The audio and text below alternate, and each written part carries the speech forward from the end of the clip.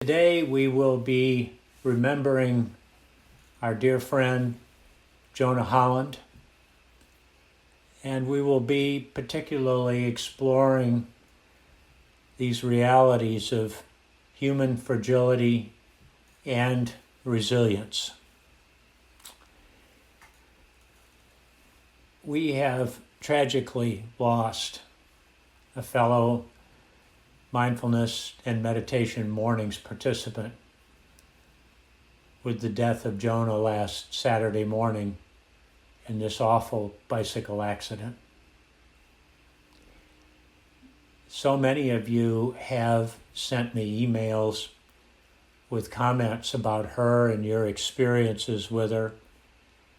And even though for most of you, your experiences with her are solely in M&M mornings and the small breakout groups, she clearly impacted many people. Some of the words that were used to describe her was how much she enjoyed being out in nature, how warm and open she always was in the small groups, that people could tell she was very much a kind person. And several people described her as very spiritual. So taking a few moments now and just recalling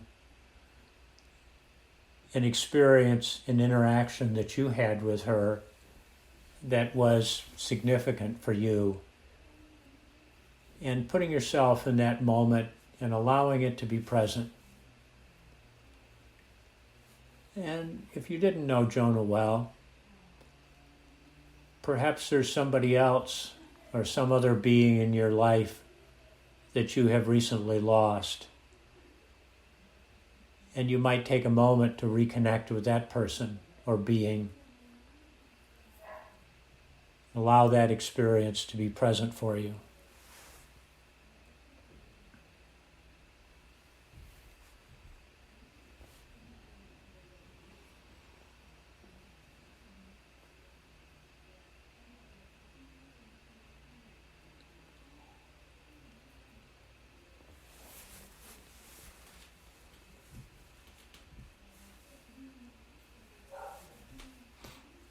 Jonah was not only a participant in M&M mornings, but her engagement with mindfulness and Kay and me dated back several years when she was a regular participant in practicing mindfulness on Sunday mornings when we were meeting in person as far back as at the Chrysalis location there in Carytown and the new Interwork Center location.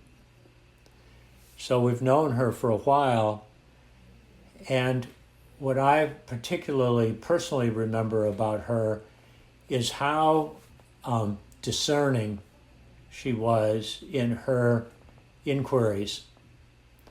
How she, you knew if Jonah was listening that I couldn't afford to be sloppy in what I was saying, that I had to be right on point, because she was going to raise a question that said, what about?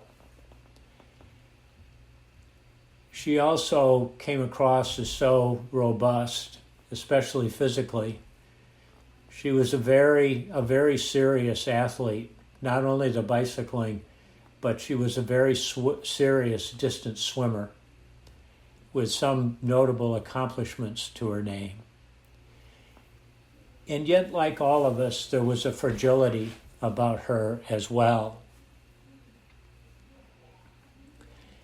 And as I reflect on what all of you have said about her and my own comments about her, what I realize is that rarely, if ever, do any of us express our appreciation for each other. Rarely do we take a moment and say, thank you for being you in this particular way. Thank you for being you in this particular way because it has made this difference to me. And this experience of losing someone, as present as Jonah was, is a good reminder how important it is to take a moment and share with those close to us, share with people we may not even know so well what we appreciate about them. So when we face a situation with this kind of loss, it puts the so-called unarguables front and center in our lives. We can see so clearly and so explicitly how life is not permanent, it's not perfect, and it doesn't help much to take it personally. So here we have a 49-year-old person who was with us and now is gone. We have a person who impacted so many people so positively, struck down in this tragic accident. Life is not perfect. And when we stay in a simple reactive mode, we tend to take these things personally. It's a bit of how we're constructed, of how we've evolved over time. And when we take something personally, we're either controlled by it or we are attempting to control the experience. When we're controlled by it, in this particular case, we might be overwhelmed with grief and sadness, leaving us in this place where we don't know quite who we are or how to function or how to put one foot in front of another. Or we might go to the other extreme and try to get control of the situation by denying it or resisting, or simply wishing things were other than the way they were, the way they are. Getting caught up in wishing. The alternative to taking things so personally is to be fully present with the experience with a degree of awareness. So much of our practice in this group, and I know for those of you who often practice outside the group, we're learning the art of having an experience while simultaneously knowing we're having the experience, being aware of it. And with that awareness, we create just enough space where we can make choices about how we're going to have the experience. There's nothing in mindfulness that says, don't experience grief, don't experience anger, don't experience all these other emotions. In fact, mindfulness invites us to experience them deeply. So let's do a practice and work with this a bit.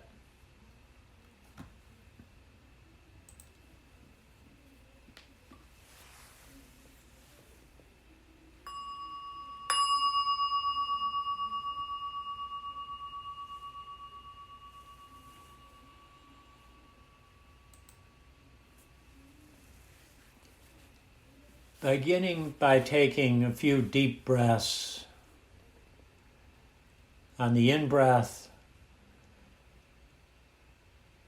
taking a full deep in-breath and feeling it all the way up to our shoulders. Breathing in, breathing in, breathing in, and holding it, and letting it go and feeling the release. Feeling the release throughout our bodies. And again, breathing in, filling the lungs all the way to the shoulders. And holding, and releasing, letting go. Feeling that extra tension and energy flow out through our arms and hands.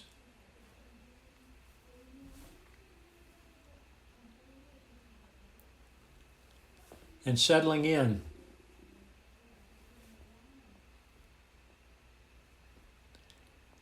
Feeling the support of the surfaces we're sitting on.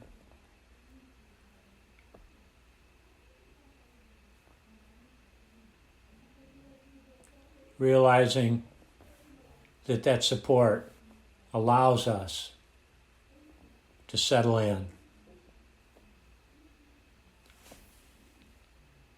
And softening. Softening around the eyes. Softening the jaw muscles.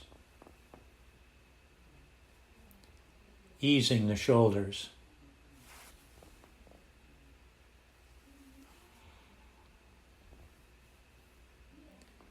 And turning to our breath.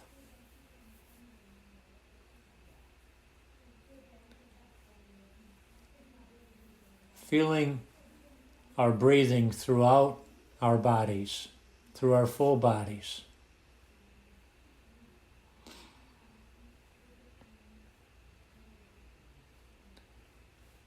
And as we are breathing in, knowing that we are breathing in.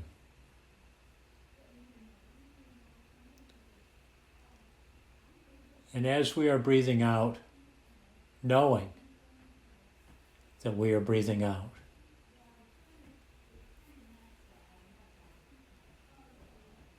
Both breathing and knowing. Breathing and awareness.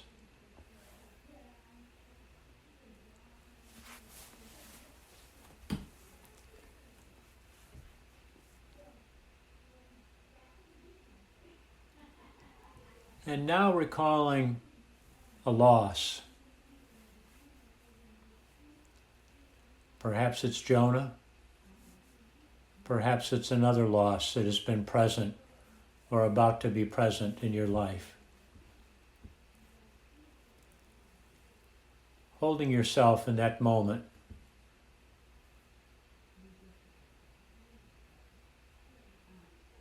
Tuning into the specifics of the experience.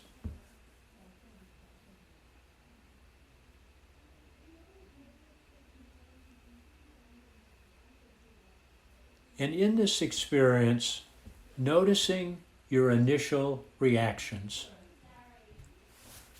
What thoughts are present? What thoughts are coming up? And especially what emotions are present.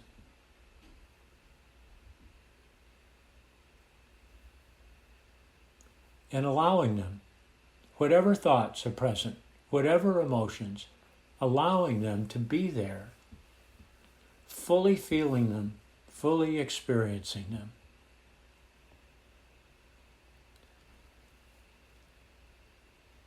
And also noticing any tendency toward denial or resistance. Noticing any tendency toward wishing things to be other than they are.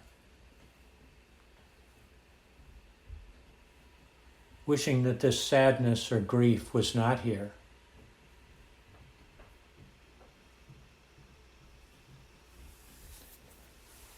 And now noticing whatever sensations are present in your body.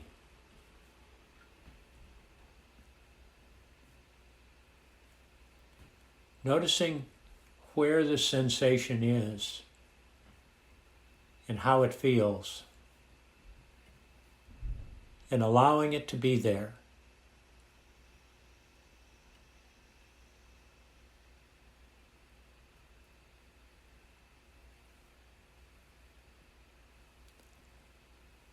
Noticing if there are any changes in the sensation.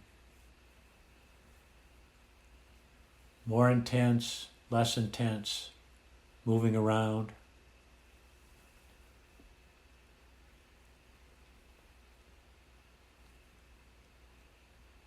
When we are in this place of awareness, what we can begin to sense is that there is a cycle of these emotions.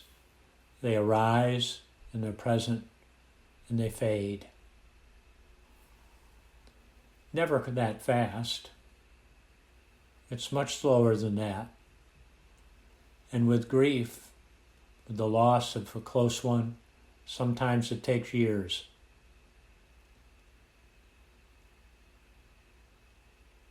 But we always have this sense that there's a cycle to it.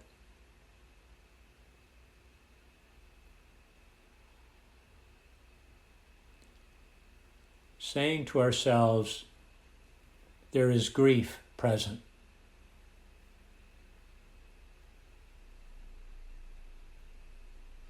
I am aware of this grief.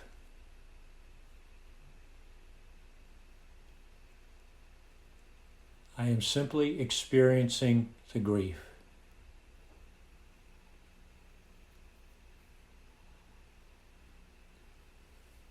Even with as difficult an emotion as grief over a serious loss,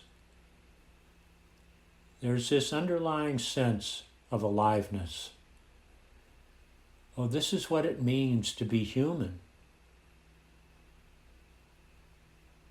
This is what it means to be alive.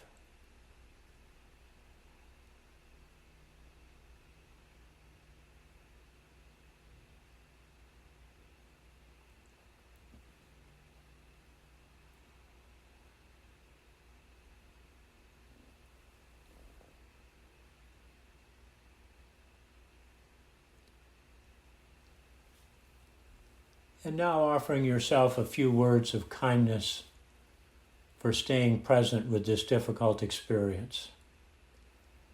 Just being kind to yourself. This is not easy. Even if we only say, this is hard.